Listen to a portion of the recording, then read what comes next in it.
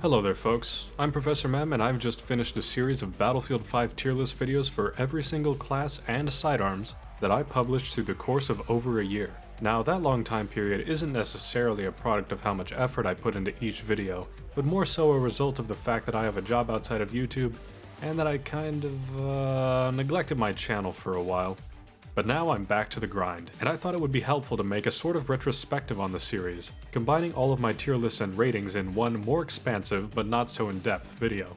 With how long it's been since I've published some of those earlier videos, and even longer since I wrote them, I should see whether my assessments hold up when put side by side, and if I still agree with them today. I should also preface that, in case you're new to this channel, these tier lists are far from objective. In fact, my reviews incorporate not only stats and performance, but also the looks and animations of a weapon, and, in large part, my personal enjoyment in using them. I know that I have put certain weapons in a lower tier than they would deserve on a tryhards playlist, but I don't really care. I'm sure there are plenty of other videos out there that'll tell you what's in the meta. But if this doesn't sound so bad to you, then stick around because the show's about to start, right at the bottom. F tier, reserved for the worst of the worst or my least favorite weapons. F tier is one of the least populated since there truly aren't many weapons in the game that you could say are unusable, and I could honestly see any one of them being someone's favorite for some reason or another. Any of them except for one. The Liberator is a joke weapon, but it's not the kind of joke I'm inclined to laugh at. So useless that it's almost completely infeasible even as a meme strat. If its damage was boosted only just enough to one-hit headshot, then we might actually have had something here. That's not to say it's completely useless, just that it takes more work being put in than your time is worth. I have like 6 more of these. I'm saving them for a special video. The only other residents of this tier are the Ruby, Type 2A, and KE7. The Type 2A is a 2 out of 10 F tier, and if I have to explain why it's so low, then you probably disagree with my reasoning anyway. But it is a unique prototype design even if its unholy rate of fire is inaccurate from both an authenticity and gameplay standpoint. The Ruby is just a worse version of the PPK even with the higher capacity, and I have no respect for it. It's more of a 3 out of 10, just like the KE7, which is probably my least fair opinion. From what I can tell, it's a perfectly fine LMG, but I have never found a reason to use it except for my video. It seems oddly generic and only has one reload animation to its name. Wouldn't blame you for liking it, but it's not even on my radar when I think, I'm playing support. Which primaries could I use today? Moving on to E tier, we have the Type 94, Wellrod, M2 Carbine, MAB 38, Model 37, and RSC. Though I should mention that the Wellrod's membership to the E tier club has been thoroughly revoked since my sidearms video. If you want to know why,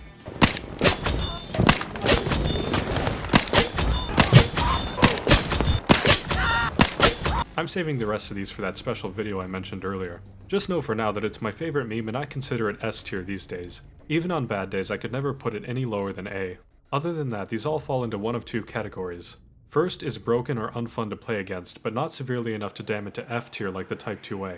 This includes the M2 Carbine that has high RPM and low recoil, and the Model 37 that has a ludicrous max damage and the highest shotgun rate of fire. But I can at least bring myself to use it for fun sometimes.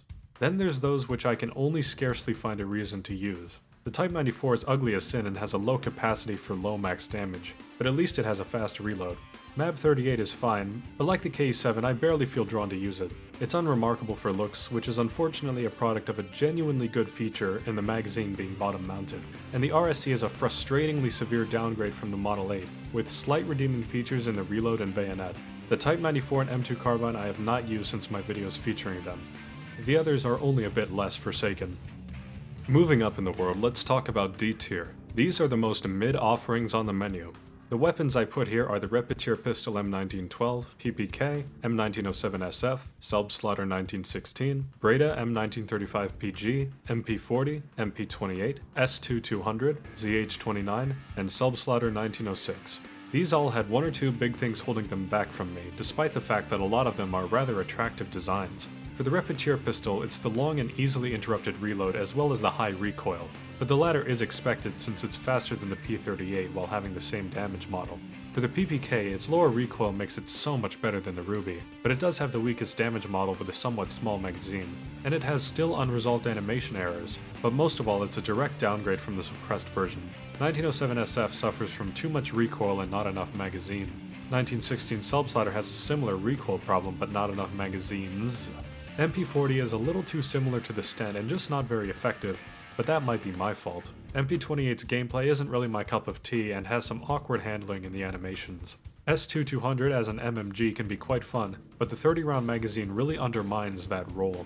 The ZH-29 and 1906 Subslider both have the same gameplay gimmick of low-capacity, high-damage semi-autos that can kill in 2 body shots at any range, but can't one-shot heads, which is a particular niche that I have little love for. It's unbalanced from a conceptual level and to me isn't even fun when I'm doing well with them. My distaste is especially strong on the all-too-common ZH-29, but that's countered by the sheer beauty of the gun itself. And I think I may need to reevaluate my position on the Breda. My stated reasoning was that its recoil was too high to use it over the Ribby rolls, and its damage at range was outclassed by semi-auto rifles. But it's like I'd never heard the concept of the best of both worlds. Though I think an at the time unspoken hang-up that still stays with me is the awkwardness of a 4-round burst. A 4-round burst does mean that theoretically one burst can kill an enemy, but every time you pull that trigger you're committing to taking the time to fire 4 rounds at a low cyclic rate, which in the heat of battle can be an unexpectedly lengthy commitment. But that aside, when you set the Breda to semi-auto it can actually be a blast, which is something I don't think I knew at the time I made my assault video. The low damage differential makes for great consistency, and it has a comparable muzzle velocity to the semi-auto rifles. Me with my love of esoteric playstyles, I think I would put the Breda closer to B or A tier now. C tier is next, and these are the weapons that I consider to be fine. Just alright. Nothing special. They are the P38 pistol, M1911, Sturmgewehr 15, Gewehr 15, Suomi KP31, EMP, MG34, Model 8, and K3143. Now I've learned that apparently putting the KP31 in C tier is a controversial move. In fact, I've seen up close and personal now the so-called more experienced side of Battlefield 5 community's infatuation with fire rate above all else. I don't know if these people only play the game on Operation Underground or what, but a point I've been hammering away at is that slower and more controllable automatic fire means that your gun is actually usable over a longer distance. And though it may not be the fastest TTK for close range, you can still win those interactions if you learn how to place your shots instead of relying on firing enough bullets for it not to matter. And as much as one might want to harp on about just learn to control your recoil, lol. Vertical recoil can be predicted, horizontal recoil cannot. When you fire, your sights are displaced side to side in an unpredictable pattern, and DICE gives faster firing guns more recoil on top of the faster firing, causing that recoil to happen more often. For those of us that use our sights, this matters a lot. On an automatic weapon, slower fire rates straight up make you more versatile, so can we stop treating these guns as training wheels automatics? Anyhow, I hope that helps you understand why I don't value the Suomi so highly, and also why you'll see a lot of slow automatics further up this list. I mean, not that I've made any pretense that these tier lists have to make sense to anyone but me, but it would be nice for people to understand where I'm coming from in a more practical sense.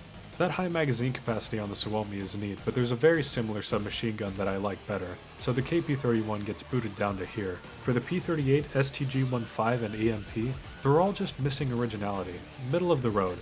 Maybe the EMP is not so bad because it floats at a fire rate that's pretty much what I consider just right for this damage model. The Gewehr 15's break away from the Moz and Turner and having a higher capacity but larger damage differential is weird, and weird is good, but it allegedly has more recoil than both of them, which seems like the opposite of what it should be, since it has a lower muzzle velocity and, essentially, a weaker damage model.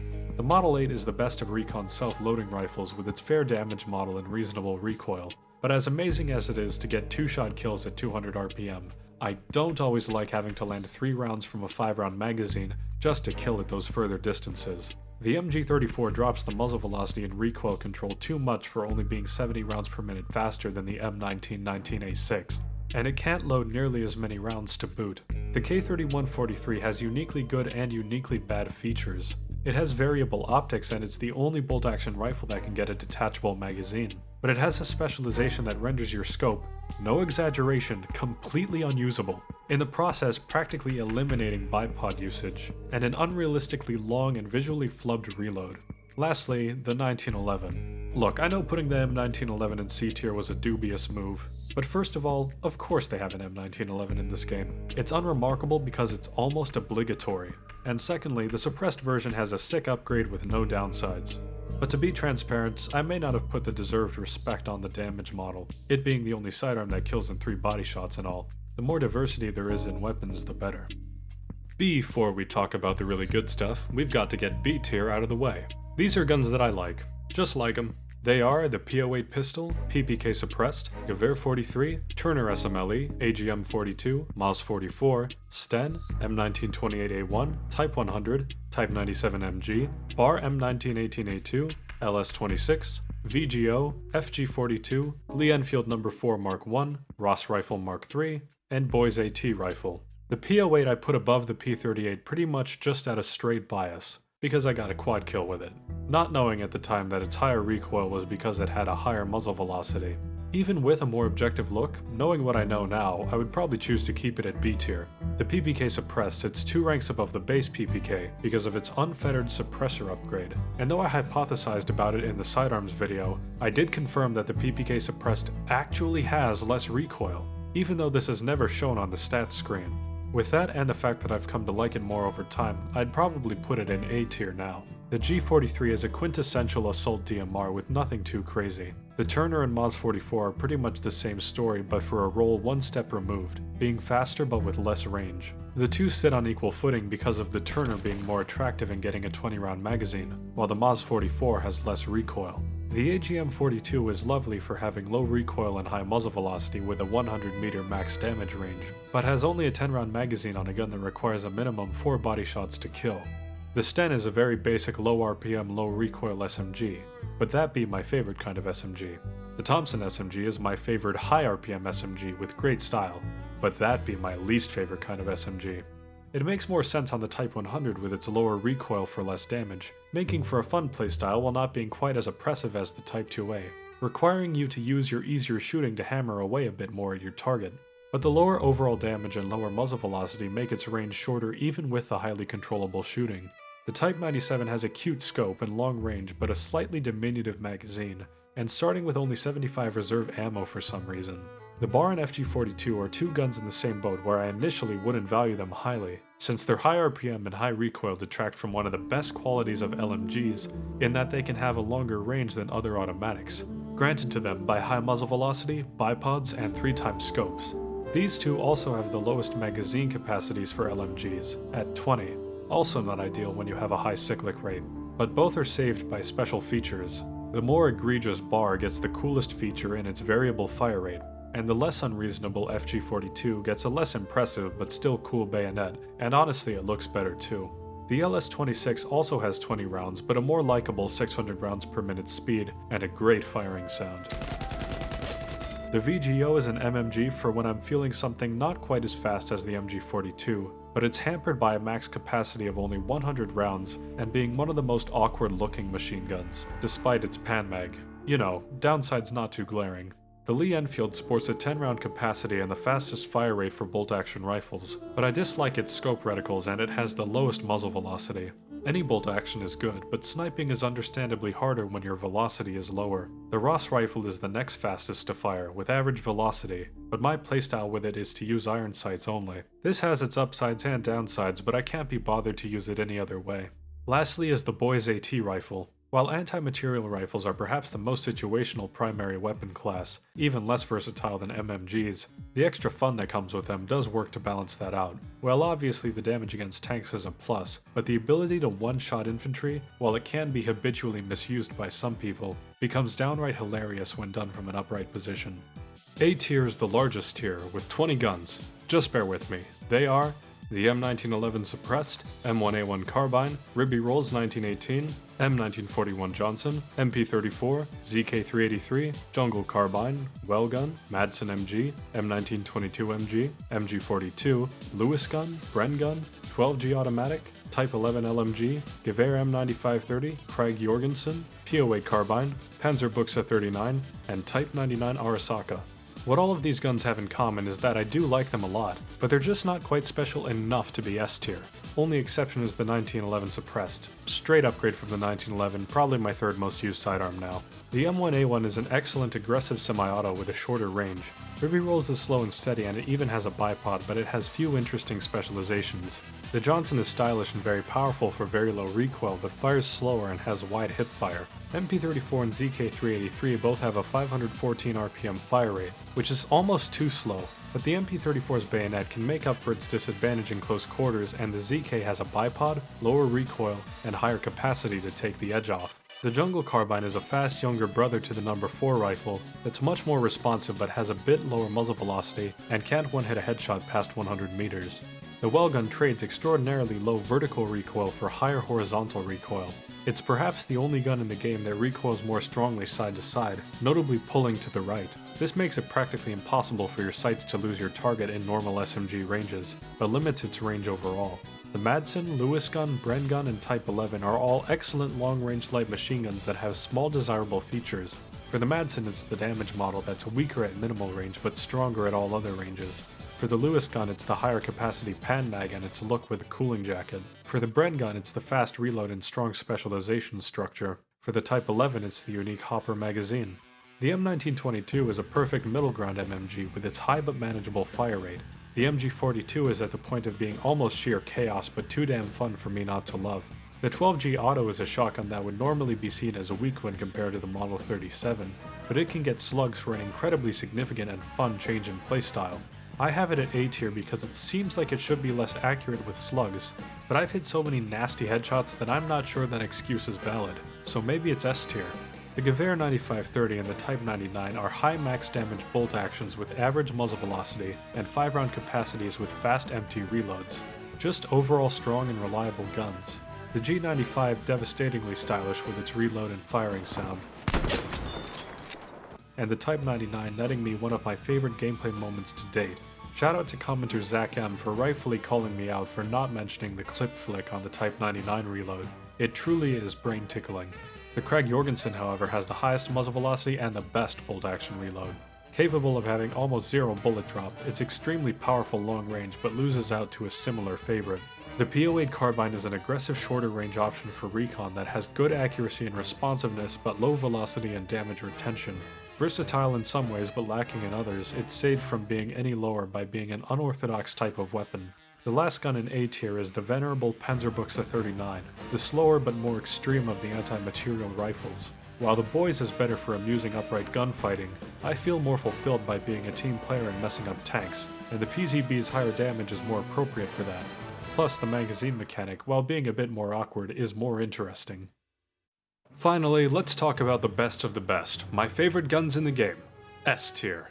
As per my previous videos, this tier would include the Mark 6 revolver, Model 27, STG-44, Carabin 1935M, M1 Garand, Commando Carbine, M28 Contrabandino, M3 Grease Gun, M1919A6, M1897, M30 Drilling, Shosha, Shogun Shotgun, Kar98K, Trench Carbine, and M3 Infrared. Starting with the Mark 6, I'd actually drop it a tier. Yes, I love revolvers and it has the fastest TTK of any sidearm, but its damage retention, muzzle velocity, and style are pitiful compared to the Model 27, a sidearm that looks and feels great to use. There is most certainly a factor of favoritism at play here, but this Smith & Wesson is a gun that I'd go to bat for any day. I also may drop the STG-44 to A tier, because while it can get recoil buffer unlike the Ribby rolls, it's not quite special enough, and honestly I feel a little unhappy with myself for putting it above the uniquely bipod bearing Ribby rolls. The Carabin is as strong and fast as the G43 but with lower recoil and without detachable magazines. I don't really mind not having them, and I find the Carabin more beautiful. Though they don't seem too different, I derive so much more pleasure from using the Carabin than the G43. Maybe that recoil reduction means more to me than I realize. The M1 Garand has very low recoil and access to unique specializations, including rifle grenades, and it has a lot to love in the aesthetics department, with pings on empty, an accurate depiction of how to remove a partially spent clip, varying reload animations, and Garand thumb. The Commando Carbine is the shortest range bolt-action carbine, but it's incredibly fast and comes with a built-in suppressor, making for one of the best playstyles in the game, aggressive stealth. The Tromboncino is a little slower, harder hitting, and without a suppressor, but makes up for that with its grenade launcher capable of dealing significant damage to armored vehicles, adding an excellent layer of utility on top of an already good weapon, while also being Medic's best weapon for interfering with tanks. The M3 Grease Gun, while firing at only 450 rounds per minute with a low muzzle velocity, has a unique damage model, having the highest max damage among SMGs but a lower minimum damage than most. These features combined with its higher per-shot recoil make it a weapon with a very sharp curve of usability, being exceptionally strong at short range without being extremely aggressive, still slow enough and retaining enough damage to more medium ranges, but being almost unusable at longer ranges. The sheer novelty of its uniqueness and my bias towards slower and more powerful weapons makes it an easy S tier for me. The M1919A6 is probably the lightest recoiling gun in the whole game, and its lowest of all MMG's fire rate is still usable for unmounted defense. If you get in the mindset for it, you can still use that bipod while being generally on the move. Using an MMG doesn't mean that you have to be stuck in one spot, and when you do use that bipod it can be a laser beam with that low recoil and very fast bullet travel. The trench gun and Shogun are both very similar, being slower long-range buckshot guns, but becoming very rewarding yet hard to use with slugs. This is especially the case for the M1897 with solid slugs, while the Shogun trades that specialization for tighter hipfire, making it easier to use but removing that jackpot factor. The M30 drilling has powerful buckshot damage and the longest range with a high fire rate and access to the strongest shotgun specialization tree, all this being at the cost of a slow to load 2-shell capacity. While alone I would find the extreme trade-off appealing, the addition of the rifle bullet to make flexy stylish long-range snipe seals the deal. The Shosha is like the M3 in that it is an automatic weapon with a minimum of 3 body shots to kill, but it fires incredibly slow for an automatic while having much better minimum damage, higher muzzle velocity, and access to a bipod and scope. It's like an automatic firing semi-auto rifle that looks quirky and sounds delicious to boot. The Kar98K beats out all the other bolt-action rifles for the sheer perfection of its implementation. Highest muzzle velocity and low drag rounds like the Krag, even having a lower RPM. It's always seemed styled as the perfect weapon for hunting men. I'm just better when I use it. The Trench Carbine has its one-of-a-kind select fire specialization which, in addition to its lower recoil and more sexy look, puts it above the P08 carbine and its better range. And the last of the S tiers is the M3 Infrared Carbine, which amazingly keeps all the stats of the M1A1 carbine, while also giving it a bipod and a suppressor, and the very low cost is not being able to get a 30-round magazine. And I guess some people aren't happy about the vision impairments? I don't know, get good. This is practically a straight upgrade of monstrous proportions, and more of you people need to recognize that. So I guess those are my final thoughts on the weapons of Battlefield 5 for now. There were a few things that I decided needed to be ranked higher, and the only things I would have knocked down are a couple from S tier, which overall puts a high number of weapons in this game in A tier, which is appropriate because there are very few poorly designed guns, and I can acknowledge that a lot of them are pretty dang good. If you want to know more about these guns and why I feel the way I do about them, I have a playlist with all of my rating and tier list videos for them in the end card here. As always, keep in mind that what you have just heard is only my opinion, the ultimate collection of my opinions in fact, and I probably respect your playstyle no matter what you do, and that's because you watched my video to the end. See, my bias affects more than just my taste in guns. Thank you for your time today. I've been Professor Mem, hope to see you next time.